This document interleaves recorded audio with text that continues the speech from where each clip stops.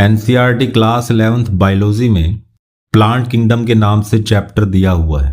पौधों के बारे में बताया गया। उसमें 5 तरह के पौधे होते हैं, एल्गी, ब्रायोफाइट्स, टेरिडोफाइट्स, जिम्नोस्पर्म्स और फिर एंजियोस्पर्म्स। ये 5 कैटेगरी है प्लांट्स की और इन्हें हम प्लांट किंगडम के अंडर पढ़ते हैं। और यहाँ प्लांट किंगडम के टॉप 20 एमसीक्यूज मैंने एग्जाम के प्रोस्पेक्टिव से तैयार किए हैं। पहला एमसीक्यू चेक करते हैं, एल्गी में स्टोर्ड फूड मटेरियल कौन सा होता है। देखिए, हमें मालूम है एल्गी प्लांट्स होते हैं और प्लांट्स में स्टोर्ड फूड स्टार्च होता है, लेकिन एल्गी में स्टार्च का एक टाइप है, एक स्पेसिफिक टाइप दिया हुआ है जो है फ्लोरिडियन स्टार्च। स्टार्च भी सही है, अगर 2 ऑप्शंस हैं आपके पास चुनने के लिए तो आप फ्लोरिडियन स्टार्च पर टिक करके आएंगे। और ग्लाइकोजन जो है वो एनिमल का स्टोर्ड फूड मटेरियल है और सेलुलोज से प्लांट की सेल वॉल बनी होती है। सेकंड है, क्लोरोफिल ए, बी और कैरोटीनॉइड्स पाए जाते हैं रेड एल्गी में, brown algae, green algae, blue green algae. Blue green algae तो साइनोबैक्टीरिया हो गए, तो ये तो हो ही नहीं सकता। ग्रीन एल्गी इसका राइट ऑप्शन आएगा, क्लोरोफिल ए, बी और कैरोटीनॉइड्स। सी ऑप्शन करेक्ट है। थर्ड, ब्रायोफाइट्स को एम्फीबियंस ऑफ प्लांट किंगडम क्यों कहा जाता है। एम्फीबियंस मतलब जो 2 एनवायरनमेंट में या 2 इकोसिस्टम में सरवाइव कर सकते हैं या अपने सर्वाइवल के लिए वो 2 इकोसिस्टम पर डिपेंड करते हैं, जमीन और पानी पर। तो ब्रायोफाइट्स ऐसा ही करते हैं। इसका राइट ऑप्शन होगा, सेक्सुअल रिप्रोडक्शन के लिए जल आवश्यक है।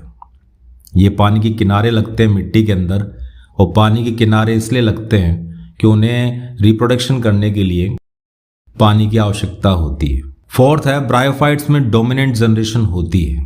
हर प्लांट के लाइफ साइकिल में 2 जनरेशंस आती है, एक स्पोरोफाइट और दूसरा गैमेटोफाइट। एल्गी और ब्रायोफाइट्स में डोमिनेंट जनरेशन जो लंबे टाइम तक चलती है जनरेशन, उस जनरेशन का नाम है गैमेटोफाइट। और जो इसके बाद वाले प्लांट है जैसे टेरिडोफाइट्स, जिम्नोस्पर्म्स और एंजियोस्पर्म्स, इन प्लांट्स में स्पोरोफाइट डोमिनेंट जनरेशन होती है।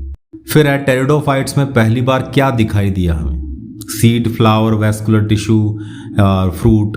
सीड तो देखिए बने थे जिम्नोस्पर्म में, और जो वैस्कुलर टिश्यू है जाइलम फ्लोएम, वो पहली बार डेवलप हुए थे टेरिडोफाइट्स में। सी ऑप्शन आएगा इसमें। टेरिडोफाइट्स में डोमिनेंट फेज कौन सी होती है, अभी मैंने बताया, इनमें आएगा स्पोरोफाइट।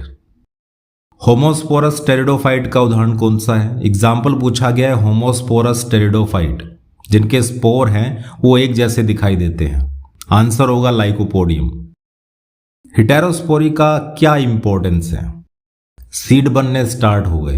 हिटेरोस्पोरी का मतलब है कि स्पोर डिफर दिखाई देते हैं। 2 टाइप के स्पोर हो गए, मेल और फीमेल, तो वो डिफर दिखाई देते हैं एक दूसरे से, उसे कहते हैं हिटेरोस्पोरी। इस वजह से सीड हैबिट, सीड बनने स्टार्ट हो गए। ए ऑप्शन आएगा इसका। नेक्स्ट है, जिम्नोस्पर्म्स में बीज कैसे होते हैं। जिम्नो का मतलब ही क्या है, नेकेड, जिनके ऊपर फ्रूट वॉल नहीं पाई जाती, जिनमें फ्रूट नहीं बनते, बीज खुले में लगते हैं। सी ऑप्शन आएगा। कौन सा जिम्नोस्पर्म का एग्जाम्पल है, मैंगो, वीट और पी, ये तीनों फ्लावरिंग प्लांट्स हैं, एंजियोस्पर्म में रखे गए हैं। जिम्नोस्पर्म में रखा गया है पाइनस को, चीड जिसको कहते हैं। और साइकस भी एक तरह का क्या है, जिम्नोस्पर्म प्लांट है। और साइकस में क्या पाया जाता है, वेसल्स, फ्लावर्स, कोरेलॉइड रूट्स और फ्रूट्स। वेसल्स नहीं पाए जाते, फ्लावर नहीं बनते क्योंकि जिम्नोस्पर्म है, फ्रूट्स नहीं बनते। आंसर होगा कोरेलॉइड रूट्स। ये एक सिम्बायोसिस है। एंजियोस्पर्म्स में कौन सी खास घटना होती है, पॉलिनेशन, फर्टिलाइजेशन, डबल फर्टिलाइजेशन या जर्मिनेशन। आंसर होगा डबल फर्टिलाइजेशन। 2 मेल गैमेट बनते हैं तो 2 बार फर्टिलाइजेशन होता है, और ये एंजियोस्पर्म की खास बात है। एंजियोस्पर्म्स में सीड होता है, कैसा होता है, नेकेड, फ्रूट के अंदर होता है, कौन के ऊपर होता है, स्पोरोफिल पर होता है, फ्रूट के अंदर होता है, क्योंकि इसमें फ्लावर बनते हैं, फ्लावर से फ्रूट बन गया और फ्रूट के अंदर सीड होते हैं।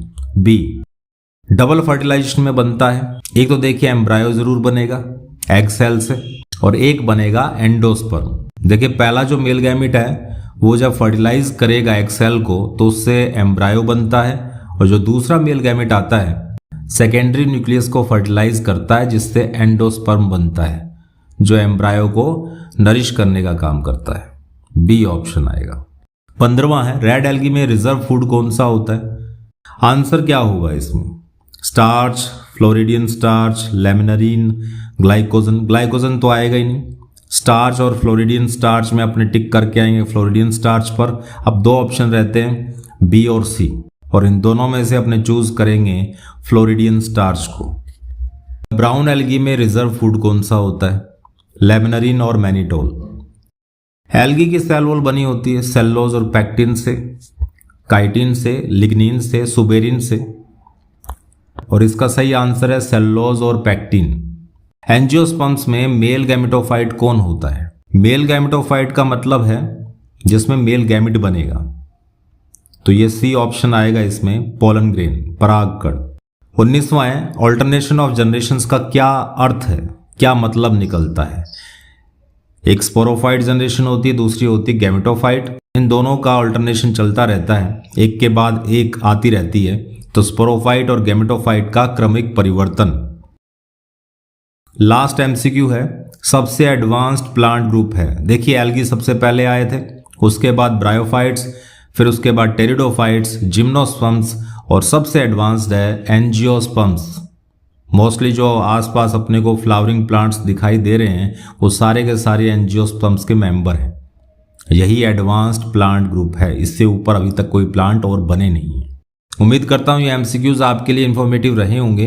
कोई क्वेरी हो तो आप पूछ सकते हैं। तब तक के लिए बने रहिए, टिके रहिए एंड इनहेल बायोलॉजी।